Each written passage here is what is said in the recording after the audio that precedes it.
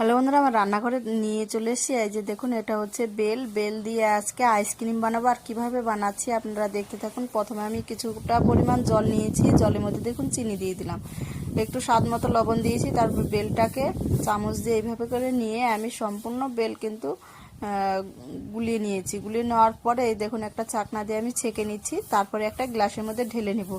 গরমের দিনে এইরকম ঠান্ডা আইসক্রিম খেতে কিন্তু সবারই একটু ভালো লাগে। আজকে আমি তাই ঝটপট আমার রান্নাঘরে বানিয়ে ফেলছি বেলের আইসক্রিম। কার কার আইসক্রিম খেতে ভালো লাগে অবশ্যই কমেন্ট বক্সে জানিয়ে যাবেন। দেখুন আমি বানিয়ে ফেলবো। এখন এটাকে আমি সম্পূর্ণ ঢাকনা দিয়ে ঢেকে ফ্রিজে রেখে দেবো। একদিন রেখে দিব, পরের দিন 10টার সময় আমি এটাকে বের করে কিন্তু খেয়ে নেব। ভিডিওটা ভালো লাগলে অবশ্যই সাবস্ক্রাইব, লাইক, কমেন্ট করে পাশে থাকবেন। এই দেখুন ফ্রিজে রেখে দিলাম। একদিন পরে আমি এটাকে বের করছি। যে বের করে নিয়ে আসলাম পরের দিন। এই যে দেখুন কত সুন্দর আইসক্রিম হয়েছে। আমার ছেলে খেয়ে এখন